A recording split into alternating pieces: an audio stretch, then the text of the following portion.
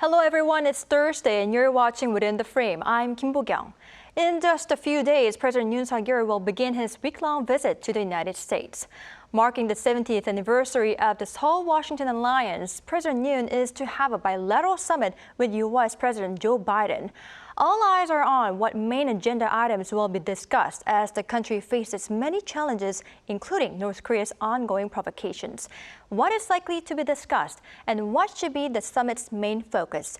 For an in-depth analysis, we welcome into the studio Min Jeong-hun, professor at Korea National Diplomatic Academy. Professor Min, welcome. My pleasure. And we also have Mason Richey, professor at Hankuk University of Foreign Studies. Professor Richey, thank you for your time. Thanks for having me.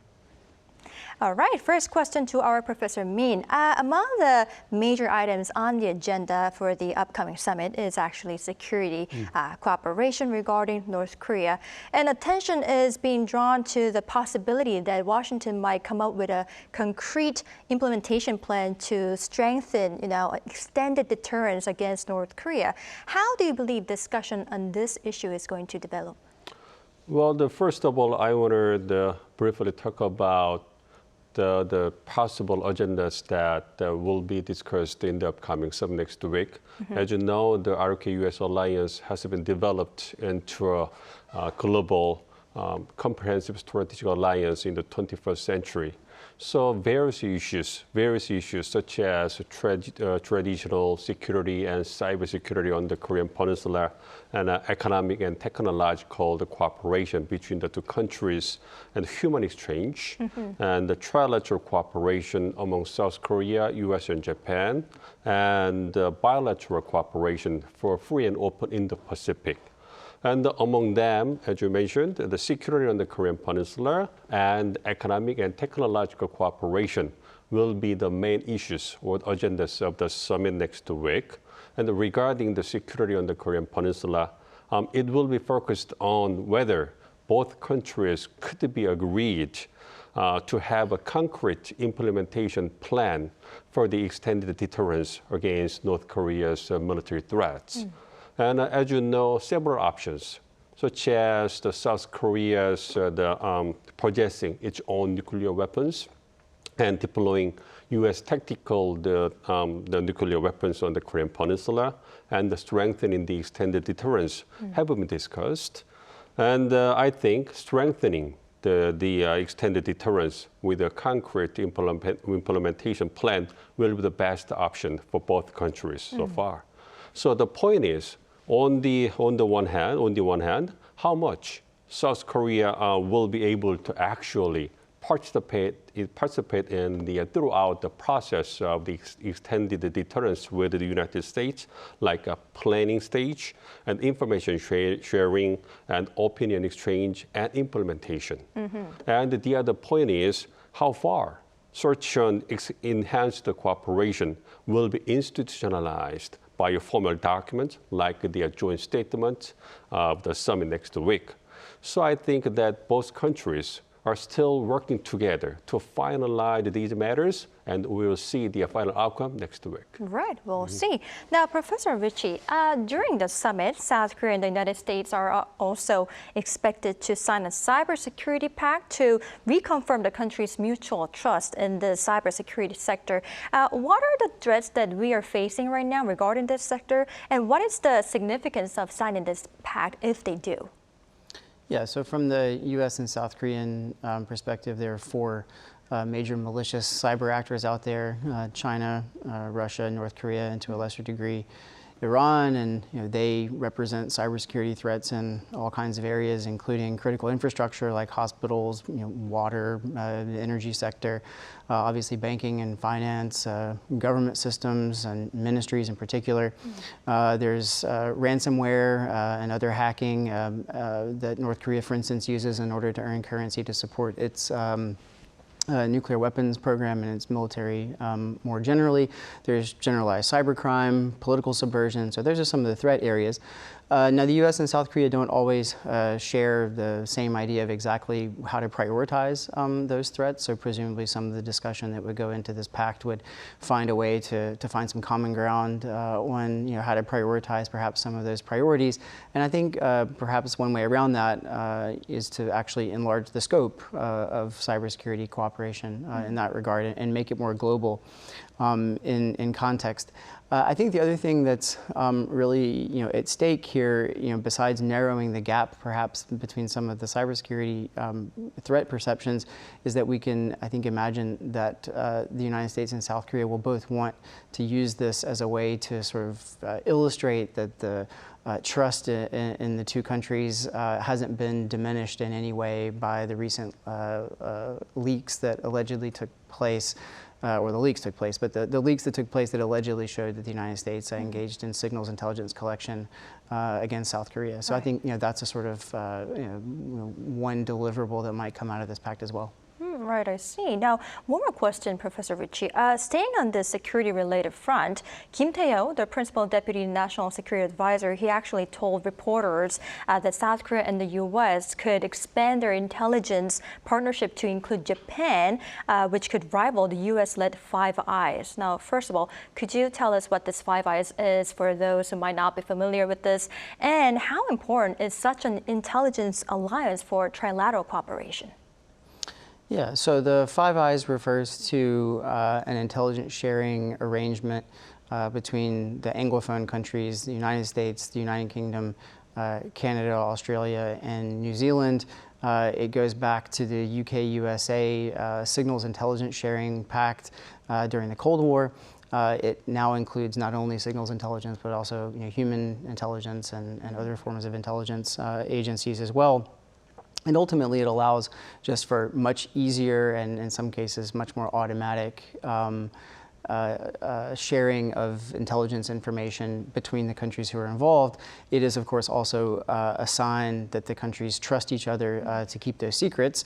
I can imagine that some of those four countries might not be very happy with what happened in the United States recently with the leaking of these documents, some of which were embarrassing for those countries, and more generally showed that the United States has some problems with the way that it keeps its intelligence secret. In principle, however, this type of Five Eyes arrangement allows for improved intelligence on terrorism, on financial crime, on political issues and military developments all over the planet. Conveniently, it also allows the states, in some cases, if you're looking at these things a little bit cynically, to have intelligence gathered on their own populations, where perhaps legally they might not be able to do that on their own states. Generally speaking, I think this type of intelligence sharing is very important for countries that are in an alliance with each other, and you could imagine that the same thing would be true for the U.S. And South Korea, and certainly if that were to be enlarged to include the U.S. and South Korea and Japan, we can imagine something like GSOMIA between South Korea and Japan, or between the U.S. and other countries as well, that this generalized security of military information agreement, something like that but on steroids. And I think it's important, and we'll see how much progress they make on that moving forward. Right, I see. Professor Min, moving on to other major items. Just yesterday, Senior Presidential Secretary for Economic Affairs said in the briefing that President Yoon Suk Yeol's economic diplomacy is going to actually focus on strengthening the alliance in advanced technologies. Apparently, dozens of MOUs are being planned to be signed. What is the significance of this alliance in advanced technology sector? Well, the strengthening the alliance in the advanced technologies is getting more important because the strategic competition between U.S. and China is getting tougher around the advanced technologies, such as semiconductors, large volume batteries, quantum computing, and AI, and 5G and 6G. And these advanced technologies will be the core of national capabilities in the future. And the U.S. perceives and argues that China is tracing rapidly in the advanced technologies and strategic industry. So, based on the chaotic situations of the global supply chain during the pandemic, U.S. want to establish the stable supply chain for the advanced technologies. And to that, U.S. wants to work together with its allies and partners And as you know, South Korea is the best partner of the United States because it's a close ally, and it's one of the few countries that has the manufacturing capabilities of the advanced technologies, such as the semiconductors and the large volume batteries and the vaccines or the bio industry. Some people call it BBC capabilities of South Korea. And meanwhile, South Korea and they also need to work together with the United States in the advanced technologies because U.S. is still the #1 country that has got the foundational technologies in the advanced technologies and high-tech industry. And if South Korea doesn't work together with the United States to reshape the global supply chain, it would not be easy for South Korea to preserve its national capabilities in the future. So we can say that both countries have a common interest that would enhance their cooperation in the advanced technologies. So there's no doubt that the two leaders will mainly discuss the economic cooperation in the upcoming summit next week. Right, I see. Working on this advanced technologies is for both countries is a very important strategically. Right. Now, Professor Richey, included in the alliance is actually the space sector. And President Yoon Suk Yeol is actually expected to make a visit to NASA's Goddard Space Flight Center to discuss collaboration in this space technology. What kind of cooperation do you believe we could expect between Seoul and Washington? Yes, we've been seeing U.S. and South Korea space cooperation ramping up in intensity consistently over the last 18 months at least, and really in some ways even going back earlier than that. And that's in part simply been driven by the fact that South Korea is becoming more and more invested in space, both from a military perspective, but also from a commercial perspective. And also in part because South Korea needs some of the space-based ISR, so intelligence, reconnaissance, and surveillance assets in space in order to assist it with its transition towards retaking wartime OPCON or operational control status. So that's been part of it as well. The U.S., of course, has a unit of its Space Command here as well, the first one, in fact, outside of the United States. So I think some of the areas where we can see cooperation here, I think there are two that jump right off the page. The first would be space situational awareness, or what they call SSA, and the other would be space interoperability. So with space situational awareness, you would be talking about space weather, ionic or magnetic disturbances, in space or in the upper atmosphere.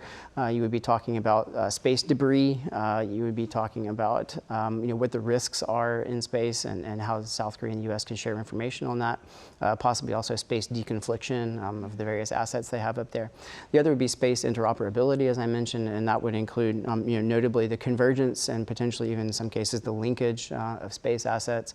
Notably, that would be the case you would imagine for censoring and other assets that might have a military or defense or security use. And then, of course, in particular with the South Korea case, you could have those assets possibly be linked with respect to how to get a better handle on North Korean missile threats. Right, interesting. Professor Min, we should note that an economic mission consisting of 122 people will accompany President Yoon Suk Yeol, and there is actually a business roundtable with some 30 business leaders from both of the countries scheduled. It seems President Yoon Suk Yeol will continue to focus on the sales diplomacy. How do you expect this to go, and what significance does the sales diplomacy have? Well, the sales diplomacy is definitely one of the important jobs for president nowadays. As you know, president is the top diplomat, and his remarks and decisions have the credibility when he talks with his diplomatic counterparts at the summit. And personally, I think that when both countries began to talk about the schedule of the summit this time, they also tried to figure out which companies would be able to join the business round the table at the summit. And then they tried to match their counterparts between the two countries. But it should be noted that, of course, President Yoon and Biden will be agreed to improve economic cooperation between the two countries. but yet it's private companies that will actually make contracts or make deals and make products and make the profits. So there is no doubt that the business delegations play an important role in making the desirable results of the summit. So it's inevitable that the presidents needed to accompany the large volume of economic delegations at each summit. So it is expected that the business delegations will make a deal or the contracts with their diplomatic counterparts at the summit, and it will be one of the most or the main achievements of the summit, and will give economic benefits to both countries. Right. Professor Min, I'd like to also focus on specific challenges that we are facing right now. And one of them is actually Inflation Reduction Act. The U.S. government recently announced 16 electric vehicle models eligible for subsidies under this act, but neither Hyundai nor Kia made the list. Could you tell us more about this and what kind of impact this is going to have in our electric vehicle industry? Yes, basically, as I mentioned earlier today, both countries have got the important economic interests that they can share in terms of the advanced technologies. But if we go a little bit deeper, and we can find some the differences that both countries have, mainly in terms of their own the national interests or the domestic considerations. And as you mentioned, the Inflation Reduction Act, IRA, rules limit the $7,500 the credit to electric vehicles made domestically with minerals from the U.S. or trade allies. And so American companies like Tesla and GM, General Motors, will benefit most from the rules. And unfortunately, the foreign car makers like Hyundai and Kia will not get any tax breaks from the rules. Right. But although they were excluded from the list, it seems that the domestic automobile industry in South Korea is relatively calm. So it is because in the first place, it was expected that the possibility of receiving the subsidies would be slim this year. And in the case of commercial vehicles, the IRA regulations cannot be applied this time, so they can receive the benefits this time. But in addition, the number of the models eligible for subsidies has decreased, so only the American companies could receive the benefit. So taken together, the domestic automobile industry in South Korea perceives that competition conditions have not getting got worse this time. So a little bit the sort of better or almost the same. So they are a little bit relieved from the concern. However, there is also there's no question that the Biden administration the strengthening its Made in America policy, and I think that such a tendency will get stronger as the country is moving toward the presidential election next year. So it is required that the South Korean governments and companies needed to have the more sophisticated or the calibrated strategies to cope with the America First policies and secure our economic interests. Right, we definitely would need to bring up the issue. Now, Professor Richey, this is not just limited to IRA. The Science and Chips Act is actually also creating concerns for South Korean chip makers. Could you tell us more about this? Yeah, so much like with the Inflation Reduction Act, I think there are sort of two concerns or two worries. The first of which is that, along with the perhaps laudable goal of trying to contain China economically, which is in principle what's going on with IRA and the Science and Chips Act, that there's also a dose of U.S. protectionism and Make America Great Again economic nationalism, which I think doesn't really fit what the U.S. says it wants to be doing globally, and also, of course, is in some cases bad for its partners and allies, including South Korea. The second worry is that even if this goal of trying to contain China is laudable, is it doable? Is it going to work? And so I think there's a concern there. And then I think there's a third concern, and that is, specifically with respect to the CHIPS Act, you've got a 5% limit on, the expansion of, semiconductor manufacturing for companies that are invested in China, which presents a problem for South Korean manufacturers such as SK Hynix and Samsung. There are limits on the amounts of financial transactions that can go into China in the semiconductor industry. And then thirdly, the U.S. is requiring some very significant information sharing on the part of foreign semiconductor fabrication companies who, in principle, will be opening up fab plants in the United States and getting subsidies from the CHIPS Act. And there's some concern about the amount of information that the U.S. government is going to be requiring from companies in order to get those subsidies. Right, I see. Since we are running out of time, I believe this would be our last question. But Professor Min, though the wiretapping issue is widely expected not to be included on the agenda, some are saying that South Korea should use this leaking incident as leverage, which could lead to more preferable agreements for pending issues on both security and economic front. What is your point of view on this? Well, there is the possibility that South Korea could use the wiretapping issue as a leverage, as you mentioned, to make a more preferable agreement in the upcoming summit. But so far, it has been reported that South Korean government doesn't want to take advantage of the issue for the diplomatic gains. Instead, it seems that South Korean government will use these kind of the incidents or the issue to strengthen its cooperation or relations with the United States. It's mainly because the U.S. is a very important partner of the South Korea, and the wiretapping issue may make the negative impact on the South Korean people's perceptions about the country United States. But it's still important to maintain the good relations with the United States. And after the issue was revealed to the public, the U.S. moved very quickly to try to communicate with South Korea.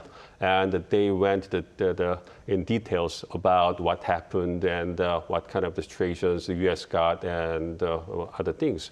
So the South Korean government perceived that it's more important to maintain the U.S. relations with the United States, and instead they focused on the other major issues like the strengthening the military cooperations and the economic and the technological cooperations.